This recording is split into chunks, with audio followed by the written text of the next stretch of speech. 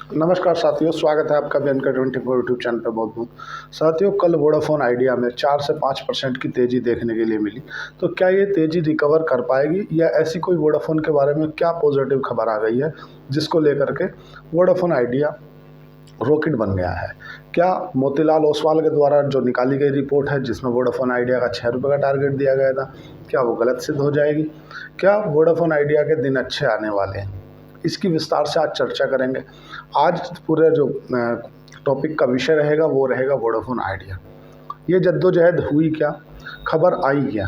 तो साथियों, Vodafone idea को लेकर के खबर आई है कि वोडाफोन आइडिया के जो बेल आउट पैकेज है उस पर जो नेक्स्ट कोई फैसला लेगा वो PMO ऑफिस लेगा। जैसे कि आपने सब जानते हो कि जो मतलब अपन कोई कंपनी चला रहे होते हैं तो कंपनी के अंदर अलग अलग डिपार्टमेंट होते हैं।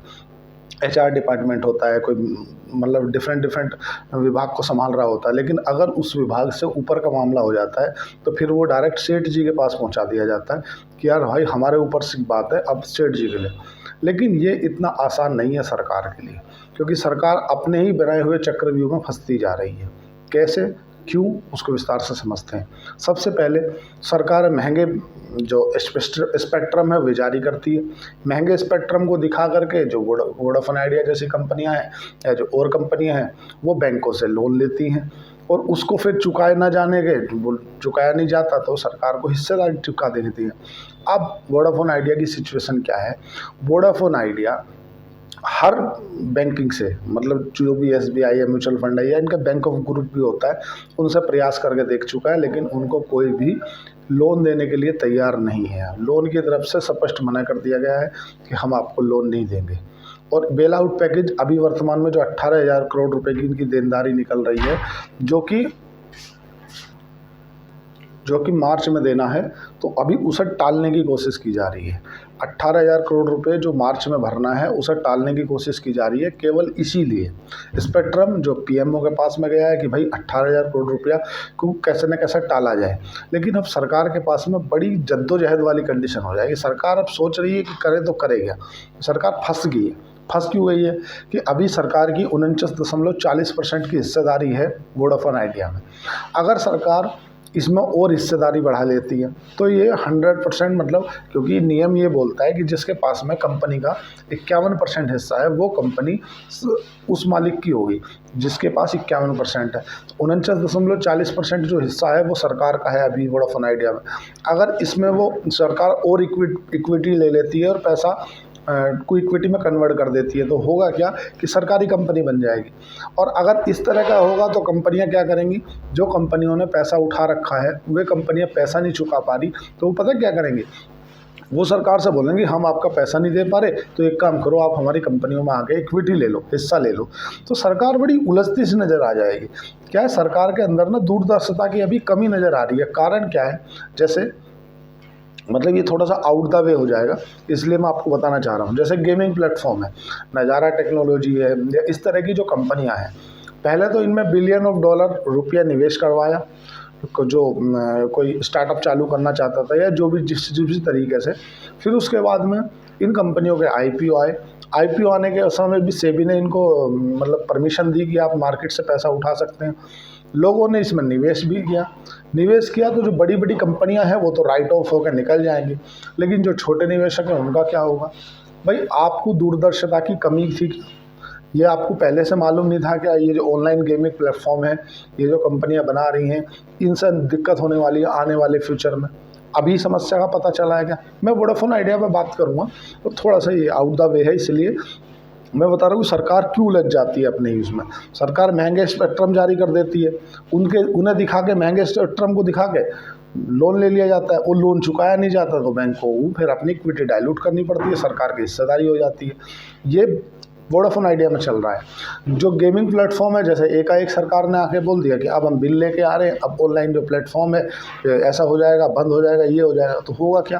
देखो, ये भारत के लोग हैं, इनको अगर आपने कोई एक गेम बंद किया तो चप्पल ऊपर उछालेंगे, बोलो नीचे सीधे गिरेगी कि उल्टी, बोलो उल्टी गिरेगी तो 10 रुपये, सीधी गिरेगी तो 5 रुपये। तो सिचुएशन, जिसको जुआ ही खेलना वो तो जुआ डिफरेंट तरीके से खेल लेगा ना। कोई जुआ खेलने के लिए कोई ज़रूरी नहीं है ऑनलाइन। और फिर अगर आप अपने यहाँ ऐसा कोई कानून ले आते हो, उसका जो साइड इफ़ेक्ट आएगा, जो अन्य दूसरे देश के ऐप हैं जो अनइंस्टॉल अनऑथराइज तरीके से यहाँ डाउनलोड होकर चलेंगे, उनसे जिस तरह के साइबर क्राइम होंगे, उस पर फिर सरकार की क्या प्रतिक्रिया रहेगी। जैसे अभी आपने देखा टिकटॉक में सरकार ने एकाएक बैन कर दिया, अनेक प्रकार के जो ऐप थे सरकार ने एकदम डिसीजन लिया, बैन कर दिए। तो जब आप ये जो ऑनलाइन प्लेटफॉर्म है ये आप बंद कर दोगे, गेमिंग प्लेटफॉर्म बंद कर दोगे या जो एक्शन ले लोगे, तो ये जो अन्य किसी रास्ते से, रिसोर्सेज से, चोरी से बच्चे खेलेंगे, अलग अलग वेबसाइट पे जाकर के खेलेंगे। और वेबसाइट पे जाके खेलेंगे तो वेबसाइट के माध्यम से उनके साथ में फ्रॉड होगा, हैक होगा। तो सरकार की उस समय दूरदर्शिता नहीं थी कि हमें ये बंद करना, अब थी तो फिर आपने उस समय पढ़ने फूलने क्यों दिया। कितने बिलियन डॉलर का इसमें निवेश है। जो बड़ी कंपनियां हैं उनकी मुझे चिंता नहीं है, क्योंकि वो तो one fine day right of करके निकल जाएंगे, उनके लिए 500 करोड़ रुपए का कोई मतलब नहीं है, 500 करोड़ रुपए बेच देंगे। तरीका क्या है? तरीका समस्या उनकी है जिन्होंने आईपीओ में निवेश किया, जिन्होंने उस कंपनी को स्टॉक उठा रखे हैं, उनका क्या होगा। तो ये बहुत बड़ा एक चेंजिंग विषय है जो जानना चाहिए, मतलब प्रति व्यक्ति को इसके बारे में बहुत गहनता से अध्ययन करना चाहिए। जैसे अभी ना सरकार वोडाफोन आइडिया में फंस गई है। क्यों फंस गई है? क्योंकि अगर सरकार ने इसको दिया, किसको, वोडाफोन आइडिया को बेल आउट पैकेज दिया, तो जो अन्य कंपनियां हैं जैसे एयरटेल है या और भी कंपनी है ना, वो जाकर सुप्रीम कोर्ट में खड़ी हो जाएंगी। क्योंकि सुप्रीम कोर्ट में तो अपने उनको राइट बनता है, भाई भारत का संविधान है ना कि सबको एक तरह से देखना है, आप किसी को भी अलग नज़र से नहीं देखोगे। जब इनको आप 84,000 करोड़ रुपए का जो AGR बकाया है, एवरेज ग्रॉस रेवेन्यू, लेकिन एक समस्या वोडाफोन आइडिया के साथ में क्या आ रही है कि वोडाफोन आइडिया के पास में जो उनके छोटे यूज़र है ना वो ज़्यादा हैं। 299 रुपये से ज़्यादा के यूज़र जो है ना वो वोडाफोन आइडिया के पास में नहीं है, जिनको हम प्रीमियम यूज़र बोलते हैं। ज़्यादातर यूज़र कौन सा है वोडाफोन आइडिया के पास में? 299 वाले। 299 वालों से उनका आरपू नहीं बढ़ सकता, एवरेज रेवेन्यू पर यूज़र जो होता है, जो कि टेलीकॉम इंडस्ट्री में बहुत ही मुख्य रोल प्ले करता है, वो बढ़ नहीं सकता। तो उनको रेवेन्यू कहाँ से आएगा? हालांकि वोडाफोन आइडिया के थोड़ा सा एक अच्छी राहत की खबर ये है कि जो पर महीना उनके जो यूज़र छोड़ के जा रहे थे ना, लगभग 35 से 36 लाख लोग कन्वर्ट कर लेते, चाहे तो जियो में चाहे तो किसी में भी कन्वर्ट करके चले जाते थे। अब वो थोड़ा घट के 10 के आसपास आया है। लेकिन अभी भी समस्या तो वहीं खड़ी है ना, अभी भी यूज़र तो छोड़ के जा ही रही है ना। अब यूज़र छोड़ के जा रहे हैं, आरपू उनका बढ़ नहीं रहा है। आरपू कैसे बढ़ेगा कि उन्हें अपना जो टेलीकॉम की जो वो बढ़ानी पड़ेगी, अपनी जो महीने का रिचार्ज, मंथली रिचार्ज प्लान है, और रिचार्ज प्लान वो जियो और एयरटेल से ज़्यादा नहीं बढ़ा सकते, क्योंकि उनके उससे ज़्यादा बढ़ा है तो कस्टमर उनकी तरफ पहले से ही उनका। तो वोडाफोन आइडिया के सामने एक समस्या नहीं, समस्याओं का भंडार खड़ा है। पहला, अगर उन्होंने अपना टैरिफ प्लान बढ़ाया तो यूज़र भाग जाएंगे। पहले से यूज़र भाग रहे हैं, उन्हें कंट्रोल करके रखना है कि ताकि वे भागे ना। दूसरा, अभी जो 84,000 करोड़ रेवेन्यू उसको देना है, AGR बकाया है गवर्नमेंट को देना है, उसमें से 18,000 करोड़ रुपए की जो किस्त है जिसके ऊपर जद्दोजहद चल रही है कि इसको थोड़ा सा एक्सटेंड कर दिया जाए या तो माफ़ कर दिया जाए। सरकार क्यों फंस गई इसमें? सरकार की 49.40% की हिस्सेदारी पहले से ही है। अगर सरकार 0.1% भी हिस्सा और ले लेती है, 0.1 मतलब, तो फिर 50% की हिस्सेदारी होगी, तो फिर सरकार की होगी। तो सरकार की होगी तो सरकार क्या वोडाफोन आइडिया को और BSNL को मर्ज करके चलाएगी क्या? पहले से ही सरकार की महानगर टेलीकॉम, MTNL, BSNL, ये सरकार की किस कंडीशन में आप देख रहे हो। सरकार बड़ी उलझ गई है इसमें, तो भारी समस्या में उलझ गई है। ना तो सरकार से उलझते बन रहा है, ना सटकते बन रहा है। अगर इसको कोई सेकेंडरी कोई बेल आउट पैकेज दे के वोडाफोन आइडिया को बोल देती है कि एक काम करो, आप इस तरह का ये 20,000 करोड़ का बेल आउट पैकेज लो, तो फिर एयरटेल दावा दायर कर देगी। भाई एयरटेल का भी तो यही फैक्टर रहेगा कि भाई जब क्योंकि पैसा तो एयरटेल ने भी ले रखा, कर्ज वोडाफोन आइडिया ने भी ले रखा, लेकिन आप एक व्यक्ति को अलग नज़र से क्यों देख रहे हो। अब जो VI है वोडाफोन आइडिया, इसमें कुमार आदित्य बिरला उनकी भी हिस्सेदारी है, जो तुम्हारे ब्रिटेन की कंपनी है उसकी भी हिस्सेदारी है और सरकार की भी हिस्सेदारी।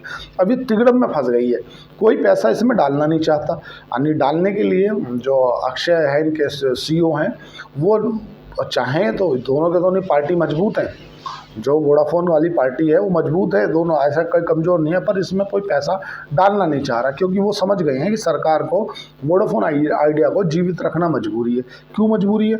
क्योंकि एकाएक अगर ये दोनों एक कॉफ़ी में बैठे, कौन, मुकेश अम्बानी और एयरटेल वाले, अरे यार बोले एक काम करो यार, अब से 799 वाला रिचार्ज ख़त्म कर दो, अपन एक ही रिचार्ज कर देते हैं 5,000 रुपये का पूरे साल का। हाँ यार ठीक है कर दो। आपके पास में जो BSNL है, BSNL की इतनी सर्विस फास्ट है नहीं कि आप उसको टक्कर दे पाओ। लोग बाग उनके पास से कन्वर्ट हो के जा रहे हैं। जो जियो है उसकी जो नेट की स्पीड है वो भी अच्छी है, एयरटेल की नेट की स्पीड भी अच्छी है।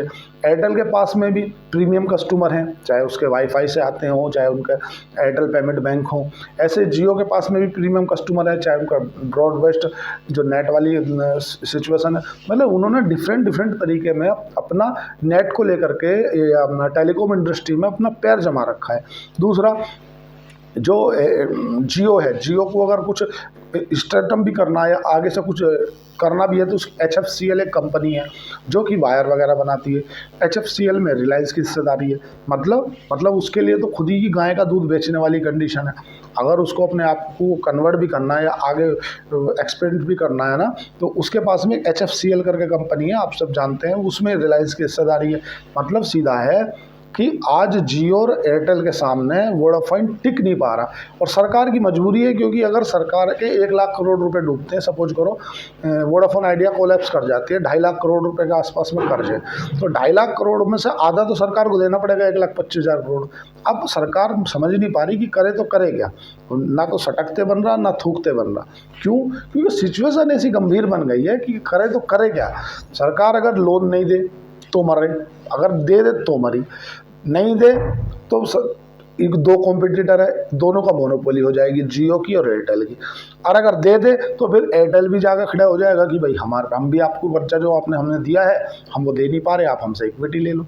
और डिफरेंट इंडस्ट्री हैं जिन इंडस्ट्रियों ने कर्जा उठा रखा है सरकार से, वे पहुंच जाएंगे हम आपको पैसा नहीं दे पा रहे, आप हमसे इक्विटी ले लो। अब सरकार का ये जो टेलीकॉम इंडस्ट्री से मामला निकल के PMO में पहुंच गया है, जो प्रधानमंत्री कार्यालय है। अब इसके ऊपर जो भी डिसीजन लेगा प्रधानमंत्री कार्यालय लेगा। बस केवल इतनी सी खबर थी वोडाफोन आइडिया को जो 3 से 4% का मूवमेंट देगी। अब लोग बात सोच रहे यार कुछ तो अच्छा हुआ है। मेरे भाई स्टॉक में आने वाली न्यूज से स्टॉक 4% ऊपर 5% नीचे हो जाता है, लेकिन सिचुएशन बहुत गंभीर अभी इसलिए बनी हुई है कि 84,000 करोड़ रुपए का जो AGR बकाया है जो सरकार को देना है, उसके बाद में जो उसके ऊपर लगने वाला ब्याज है प्लस जो उसके ऊपर लगने वाली पेनल्टी है उसका क्या होगा। और अभी जो 18,000 करोड़ रुपए की जो मार्च में ने किस्त देनी है, अभी तो उसको ही स्टैंड करने की बात चल रही है। मतलब सरकार ना इंतहा फंसी हुई है, बेइंतहा, और अपने ही जंजाल में फंस गई है सरकार। अपने ही जो अपने द्वारा बुनाया हुआ जाल था ना उसी में उलझ गई सरकार। और ऐसा नहीं है कि आप सोचो कि यार कर्जा हो गया तो क्या हो गया। आपके दिमाग में कभी ऐसा आता हो कि कर्जा हो गया तो क्या हो गया। कर्जा होने से क्या होता है साथियों? कर्जा होने से आपने फ्यूचर ग्रुप का नाम सुना होगा।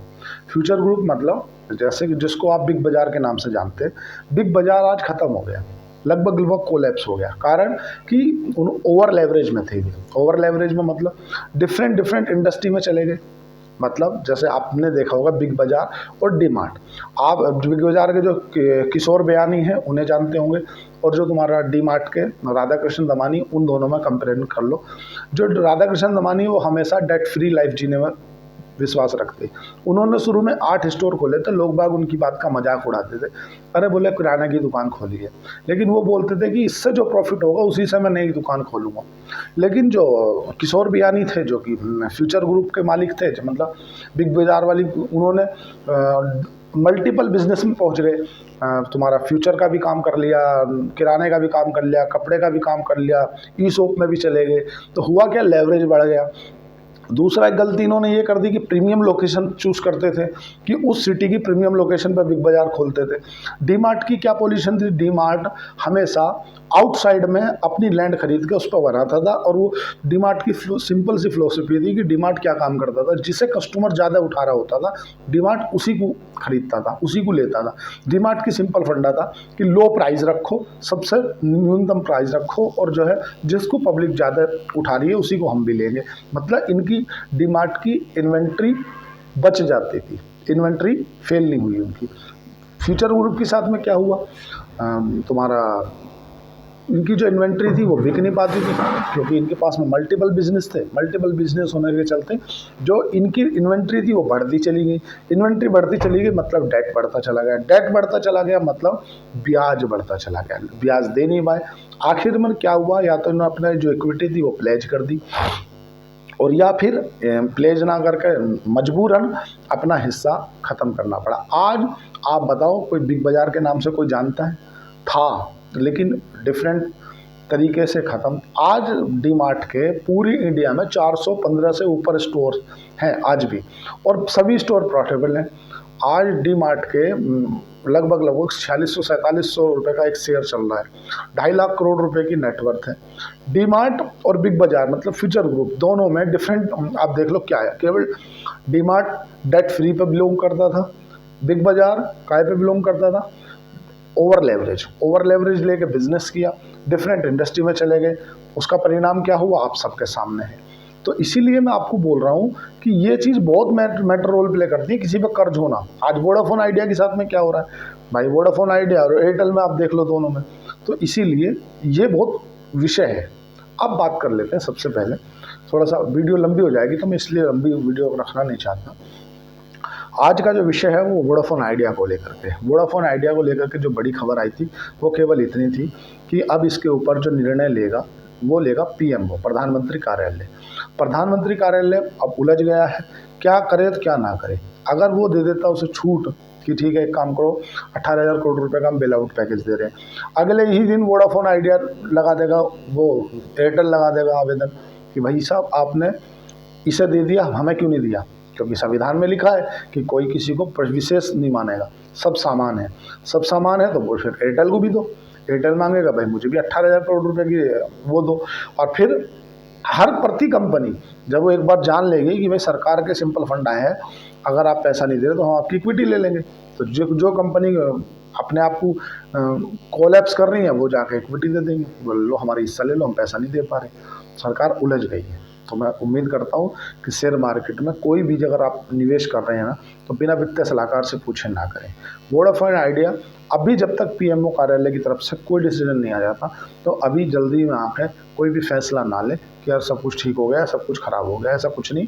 जब तक सब ठीक हो जाए, जब हमारे यहाँ कहावत है कि जाट मरा जब मानो जब तेहरी हो जा, तो कहने का मतलब ये है कि वोडाफोन आइडिया पे जब पीएमओ मतलब प्रधानमंत्री कार्यालय को डिसीजन ले ले, उसका जो परिणाम आ जाए तब समझो। और इसके बाद के साइड इफेक्ट क्या होंगे, सपोज करो प्रधानमंत्री कार्यालय ने 20,000 करोड़ रुपए का बेल आउट पैकेज दे दिया, तो एयरटेल नहीं मांगेगा क्या? एयरटेल बोलेगा मैं तो कैपेसिटी एक्सपेंड कर रहा हूँ। और फिर इनके लिए एक जो स्टारलिंक है जो कि एलोन मस्क की है, वो एक समस्या लेके आ रही है। मतलब बात को समझने की कोशिश करो, आप गंभीरता को समझो। केवल स्टॉक के प्रति कोई न्यूज आ गई, स्टॉक ऊपर भाग गया, उसके ऊपर मत जाओ। स्टॉक के बारे में खबर आ गई, वो नीचे चले गए, उसके बाद मत जाओ। मतलब सरकार अपने ही बुने हुए जाल में फंस गई है। महंगे स्पेक्ट्रम जारी कर दिए, उनके दायरे में उन्होंने कर्जा ले लिया बैंकों से, वो कर्जा दिया नहीं तो सरकार ने इक्विटी ले ली। अब वो एक बार देख लिया कि सरकार तो इक्विटी ले लेती है, अब बोल रही है अब तुम इक्विटी ले लो, तुमको पैसा ही नहीं। भाई तरीका यही है ना, तो आप इक्विटी ले लो, हमसे पैसा ही नहीं है, पैसा दे नहीं पा रहे। अब उनकी तरफ से सीईओ की तरफ से कहा जरूर गया है कि हाँ हम इस पर थोड़ा अंदरूनी खर्चे से काम चलाने की कोशिश कर रहे हैं, लेकिन अभी ये मामला जो है पीएमओ के पास में है, प्रधानमंत्री कार्यालय ही इसके ऊपर डिसीजन लेगा जो भी होगा। अगर आपको शेयर खान के साथ डिसीजन है, आपको शेयर खान के साथ डीमेट अकाउंट खुलाना है तो नीचे दिए गए डिस्कशन पे जाके आप अपना ओपन कर सकते हैं। आज के लिए इतना ही। चैनल को लाइक करें, सब्सक्राइब करें, कमेंट करें। धन्यवाद, थैंक यू।